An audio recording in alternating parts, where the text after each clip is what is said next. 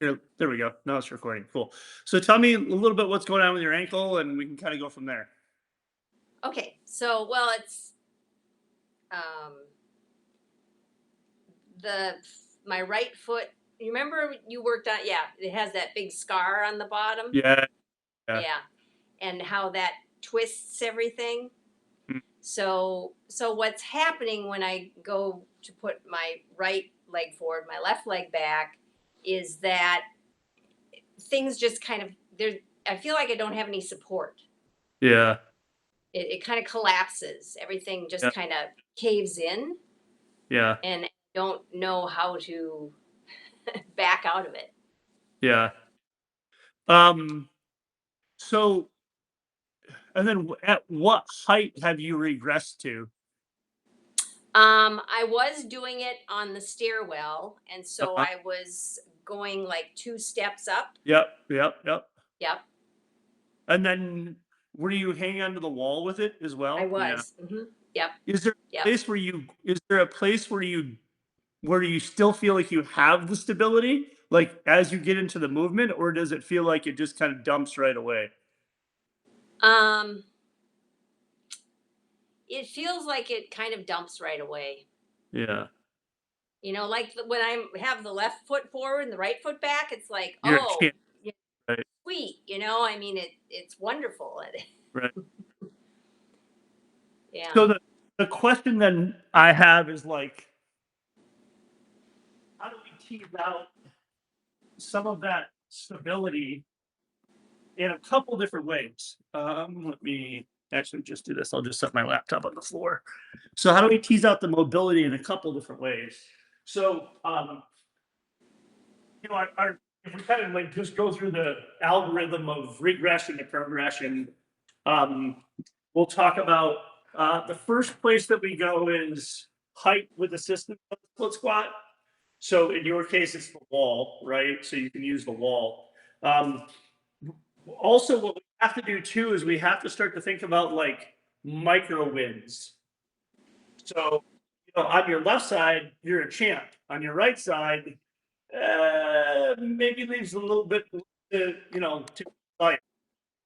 So, is it possible for us to just start to get into some of these positions with that support and allow, maybe with a little bit of pause, allow that foot to start to create its own stability, right? So, Okay. and not worry about the depth of range of motion as much. And Okay. um, just can we find somewhere to create stability, right? Okay. Yep. Um, and can we start to begin to tease that out then like that? Because along the way, what we might find is like we can start to build a little bit of that endurance or resiliency in the foot. I have it to a much lesser degree on my left side, left foot. Um, when I look at all of my split squats on my left foot, I fractured my ankle my senior year of high school. And when I look at my left side, I have much less ankle range of motion or dorsiflexion on my left side than I do with my right side. It's Yep. definitely what I used to get for a while was like a pinching in the talus, and then like Yeah. that first, Yep. right? I know exactly what you're talking about because that's what I get. Yep. Yep. So and what we'll find is as you go through um, a lot of these newer ranges of motion, is that you'll find that we get like there'll be some of those sticking points, or you'll have like some clicking or popping where the joint just isn't stable enough. The tendons and ligaments are strong enough. I actually have that. I'm working through that right now in my right elbow when I do dips or when I do push-ups. hmm Um, elbow, it clicks, and it's I believe it's enough where um, the ligament isn't like it's probably the UCL if I'm honest. it isn't strong enough. And so what winds up happening is that I'll get a lot of inflammation there.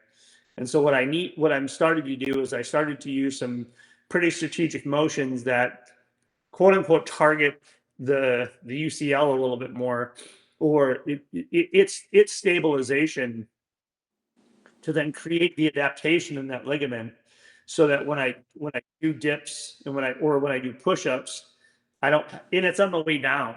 So Okay. when Yep. my eccentric part of the motion, I'll get a click, Mm. or I'll feel it pop. And I thought it would be a little bit like my knee was, where I had no pain. It was just that popping noise. But I have pain. And so we've got to start to create, and I've tried to create like other little ways to strengthen that tendon, I'm sorry, the ligament, but I don't seem to have, like, it just doesn't have the stability in the range of motion. And so Yep. regress back more, um, and then also focus on some movements that stress a little bit more pronation, supination, and the stabilization of the ulna and that UCL and ligament. It's going to take a little while longer because it doesn't get as much blood flow, and so it takes way more time to thicken that ligament than like if it was just say forearm muscle. So Okay. yeah, but what I would say is, how can we start to tease out some of that? Can we create some stability, some wins in that foot? Um, and then do you have some wedges? Well, I have a big wedge. Yeah. Because I was going to say, if you had some wedges, another thing that you might be able to do is stick a wedge.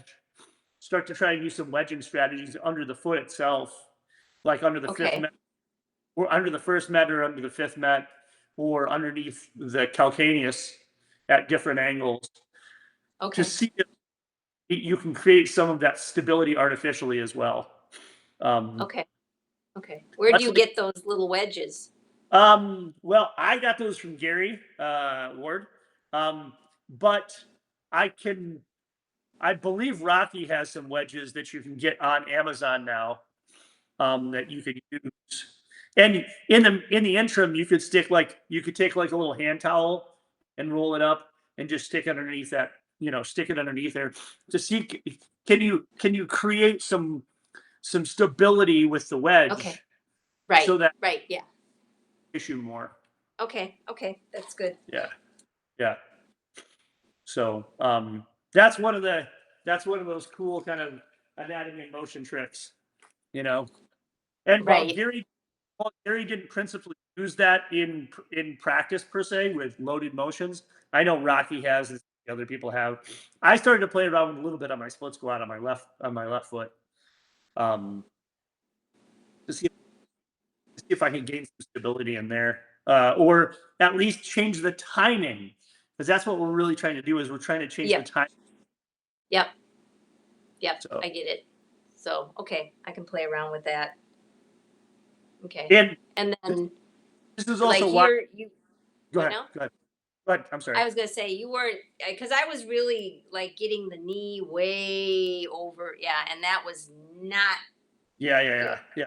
So, So okay, because we want to regress the movement back to a place where it the joint can handle the load, and okay, then start to tease out slowly its ability to handle the load. So like when I first started doing split squats, I on my right knee, I was on a like a 6 box, and there was times where I had to use stability, and less range of motion, uh, okay, so that I could create the necessary adaptations.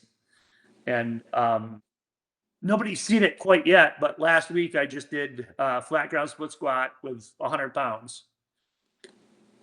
Um, And if you could have saw me 4.5 years ago, you would say there's no way that this guy would have ever split squatted flat ground, let alone, well over, over his half his body weight. So it can take a second, especially because like that's not a motion that we've really done a lot of. Mhm. Um, and so we really have to like be kind in the way that we're trying to cause that adaptation to happen. Okay. So yeah, that's All right. it. But it takes some time and it takes some patience. Yeah. Yeah. Yeah. Yeah. So Well, I've been having really great results with the ankle protocol. Oh my goodness. Wow. I mean, it's phenomenal. good. So tell me a little bit about that. What have you noticed? Well, so I've noticed that I have much better dorsiflexion, Yeah, which then is affecting when I'm walking. Like I can feel my posterior chain and I can get yeah, into hip extension. I can get yeah. into How hip about that? extension. How about that? Yeah. Wow. So And um, my knees feel better. My yeah, knees feel better. yeah, yeah, They're yeah, not hurting all the time like they were. yeah. Yeah. It's Yep. that stupid tib anterior, that dumb thing. We it's so chronically undertrained, you know. And then for some of us, you know, we were taught that it was this hyperactive over, this muscle that was, the evil culprit of all things. And the reason that it's the evil culprit of all things is because it's so chronically undertrained and underdeveloped that it's literally just hanging on for dear life. Mhm. Mhm. And Mhm. so what happens then is that your knee, as you're getting into deceleration, your knee doesn't have any stability when we get into that dorsiflexion. So the stability either has to come from the ankle joint, well, either has to come from the foot or the ankle joint or the knee. And typically, we don't provide great stability in the foot, and thus we don't provide great stability in the ankle joint, and our legs are hopefully relatively strong. So the next place we're going to go is we're going to go up to the knee. Yep. So yeah, Yeah. Yeah. yeah, yeah. It's And pretty. how terribly weak my calves are. Oh my Yeah, God. yeah, Wow, are they weak? I yeah, mean, it's very humbling, yeah, yeah, especially yeah, since I've just started doing the single leg bent knee calf yeah. raises. Uh-huh. That's really telling. Yeah, yeah, 'Cause you kind of cheat through the double leg, but yep. the single one is like, oh my goodness, we've got work to do. That portal soleus. Yeah. Yeah, and again, another shock absorber there, because when we look at the structure of the soleus, what is the soleus? What attaches the soleus to the heel or the calcaneus is our Achilles, Mm-hmm. Mm-hmm. and that working winds up happening that our Achilles then becomes the decelerator, as we get into that position, and so then thus the Achilles tendonitis that winds up happening for people. Okay. Yep. Yeah. I, I when I was right before everybody shut. So, uh, Sean, you're kind of cutting out oh your yeah, hold on. sound. Yeah. Is that better? Nope. Hold on. Okay. Uh,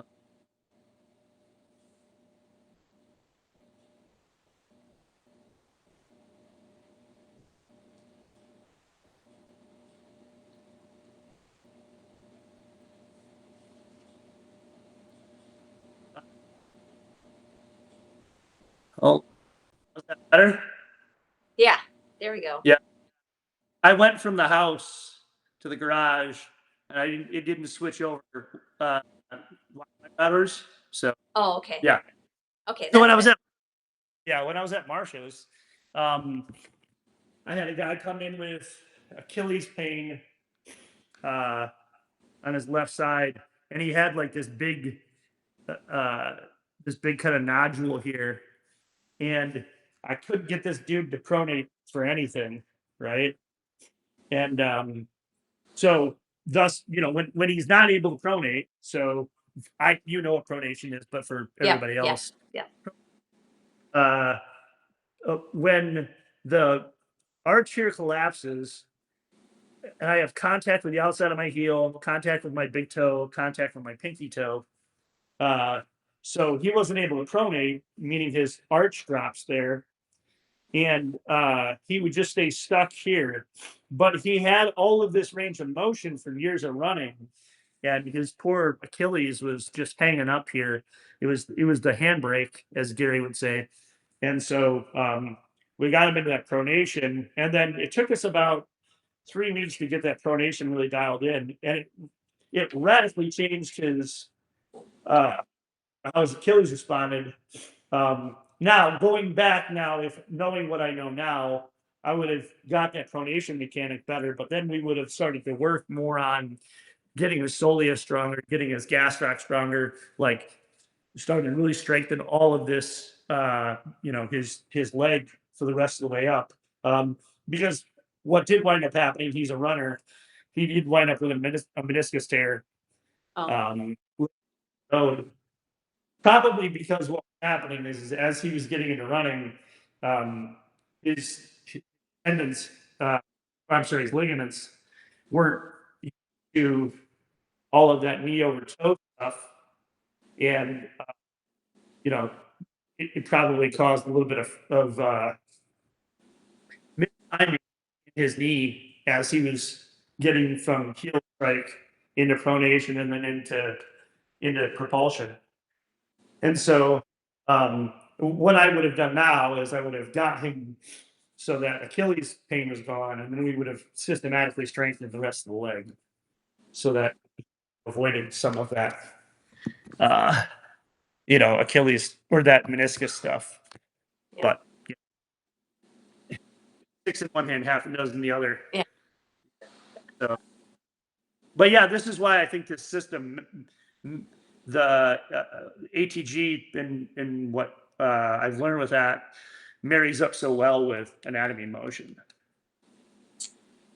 because it helped me to the model, Gary's model, the flow motion model helped me to understand how everything moved. Hmm. Um, but I was looking for a system to strengthen as well, and I just needed to tear my meniscus to find the system. Yeah. So, but yeah, because we want to continue to strengthen in deeper, um, in those positions. But in the beginning, sometimes what we need to do is we need to have a little bit more stability before we can get into those deeper ranges of motion. Okay. Okay. That's kind So of what I was thinking. Yeah. Was yeah, that I was yeah, sacrificing mobility for stability. yeah, and what you might want to do as well, you might want to start like really kind of dialing into some of your step up as well. So, because the step up might help to create a little bit more stability in not only the ankle but in the knee and then in the glute. Okay. Yep. So, Yeah. yeah, Okay. Yeah. Because I've been with the Patrick step up. I had already kind of automatically reeled in my range of motion on the right side because the same thing was happening there.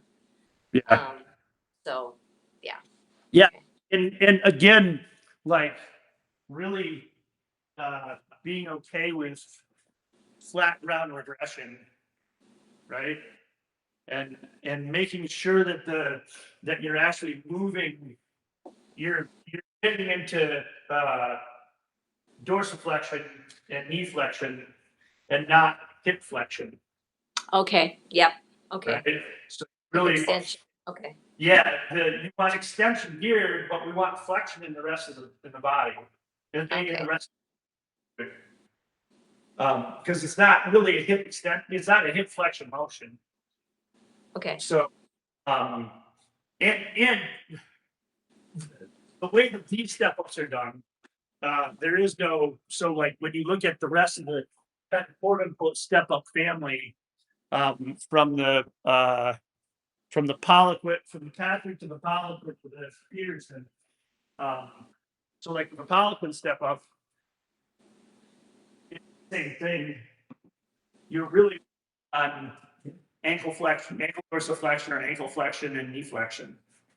So, but now it's a little bit more dominant for the knee tendons in the knee, but you're still working on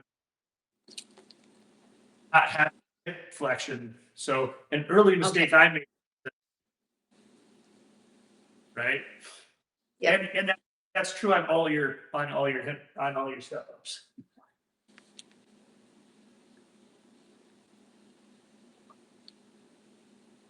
Yeah, I think I was kind of cheating that too. I think I was getting a little bit into hip flexion on that one. Yep. So okay. Yeah. And then you're not really loading into those tissues there with the Right. Patrick step. Okay. So and also, to be fair too, like you can work on as well, you know, maybe alternating that Poliquin step up, right? So those tissues get a little bit more increased knee flexion, Okay. and help to improve that. So Okay. yeah, Good. yeah. So yeah, those are all lessons I learned. So and it's I have to upcoming in my conditioning or my program. I'm gonna put a little bit more of an emphasis on step ups for me, because I cycle them in and out of my program, but I do notice that if I'm not staying on top of them enough, then I do lose some of that strength and mobility when I go away from it. And that's going to be true with most motions, but I notice it to be pretty dramatic for like I've went away from split squats for I don't know, let's say 6, 8 weeks, 10 weeks, or whatever, and I come back and I still have the overall kind of gross motor movement. It just takes a couple reps to grease the groove, and it kind of my brain goes, "Oh, hey, we're good." Okay. And step ups for me at least. It might not be for everybody, but for me at least, my brain seems to forget them relatively quickly. Especially get I could do a pretty decent step up on my right side, which is funny because that's the most recent meniscus tear, but I don't have that fractured ankle, so I can do a pretty deep step up here. I've got no pain, got pretty decent strength there, but this one over here, holy bananas! I get to here. There's my talus. That's about where I wind up stopping, Okay. and it will take some reps for me to get down to the ground from that 6-inch box.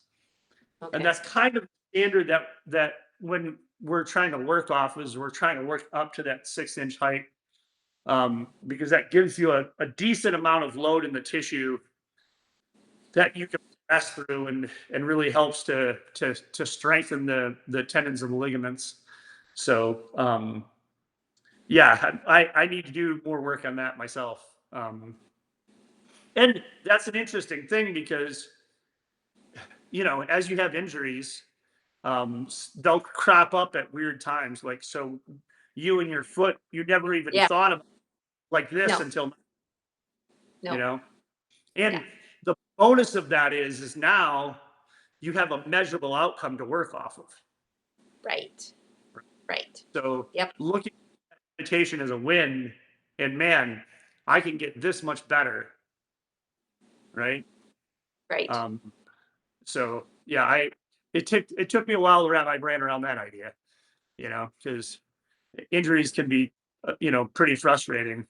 Yep. But if we win, and then we're just going to be patient with them, and as our body adapts more, and what you'll find is you'll have these aha breakthrough moments where one week you had this limitation, and then you've put enough time in, Yep. and all of it the next Yep. week I remember it happened on my split squat on my right side. I was kind of stuck, right? I just didn't feel like I could get any farther. And I remember that first kind of aha breakthrough moment. The next week I went in and I'm like, holy crap, I've got like 20% more range of motion on that side. What happened? You know? Mm-hmm. Mm-hmm. Mm-hmm. And that also speaks to letting the tissue recover as well. Right. You know? Yeah. So yeah. Good. Well, that was a lot of information. Do you have any questions?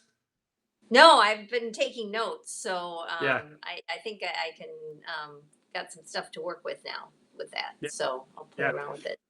Yeah. Yeah. Yeah. Uh, yeah, it's really just a function of being patient too, you know? I mean, uh, the hardest part. Yeah. It is. And And ego. yeah, I've had to learn that with my left shoulder. So, Yeah. like, and the stupid elbow. Holy crap! I could be so much farther along if this stupid elbow didn't have that little sublux thing that it does all the time. Yeah. Yeah. So, but I you know, know. problems just so. Yep. So yeah, Yep. good, good. Well, I'm excited to see your progress every week, and I'm excited to see you kind of playing around with the ideas and the system some, because then you can kind of start to get like it's weird when you start to like play around with things that that were taboo before, and then all of a sudden like you start to see these results. You're like, holy crap! Right. What? Yeah. Yeah. So, yeah. Yep. Well, good, good. Good. Well, What again, what happened to Jerry? He was coming on. He isn't oh, coming on. Gary's in the Philippines, so Oh, oh, his time. time, yeah, Yeah. Okay. it, it, it's like, well, it'll be 6:30 in the morning for him there. Oh, okay. 13 hours. So Okay. I yeah, didn't realize he was where he was where he was. Wow. Okay. yeah, yeah. And Jerry is, like I've said before, much of the things that you guys see in the school community, they're all of my ideas and a lot of Jerry's hard work to put those ideas into actual functional. Like he's done some really cool stuff on the back end of things just recently with um, some of the stuff in the paid group, and there's no way I'd have got it done. No way, not a chance. Wouldn't have done it. Have no. I could have wanted all I want. I could have wanted until the cows come home, but it wouldn't have gotten done because it's just out of my wheelhouse. So, Yep. but he did. He did. He and his partner, they walked their first 5K this last weekend.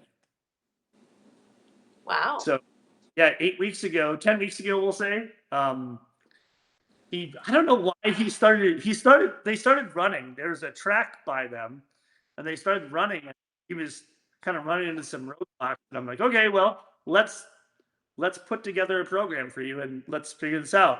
And then probably a couple 4 weeks after that, we were talking about stuff one day during one of our meetings and I was asking about his progress and he was like, yeah, I think I want to run a marathon. I'm like, holy, on purpose, you know? And so I said, okay, here's what we're gonna have to do though. We're gonna have to we're gonna put together a couch to 5K program for you because you've never run a 5K. And then we're gonna need to go from couch to 5K. Let's do a couple of 4 or 5 5Ks until you get it nailed. And we need to go to 10K, and then we need to go to a half, and then we need to go to a full, So yeah. Okay. But yeah, so it's been pretty cool to watch him go through this process and transformation because he never ran like that before. Now all of a sudden he's doing it, and yeah, it's been That's great. Wow. yeah. Cool. So yeah, okay. Good. Well, All right. we're at Well, time thank here. you for your time. It was very Yeah, helpful. well, So glad we could hop on here and chat about it. yeah. Hopefully, people watch the replay. They can pick up some, ideas for their own things. And Yeah. like for those of people who watch the replay, the type of stuff that we just did with Sonia, is stuff that I do for people in the paid group all the time, right? So like that's part of the bonus of the paid group. You get a program that I write for you, and then there's a lot of individual coaching that happens so that when you're not trying to DIY it and just put duct tape on everything and trying to figure out how this thing works. Um, part of that for me is just having went through the only reason that I know all of these adaptations that Sonia and I just talked about is because I've had to do it myself. So, part of that is a shortcut that you get of 4 years of me monkeying around with stuff. So yeah. But I mean, Sonia, we sublease that in the same space. So she knows I just love, I can talk about these things until the end. And so it's super fun Yep. for me to and help people problem solve stuff out. So, Yep. but if you watch the replay and you have some questions, drop them in the comments, and then let's try and get some more people on next week and have some more questions. And Yep. so, all right. All right. Well, thanks, Sonia. I appreciate Yeah. you. Thank you. See you next week. Bye Chat bye. soon.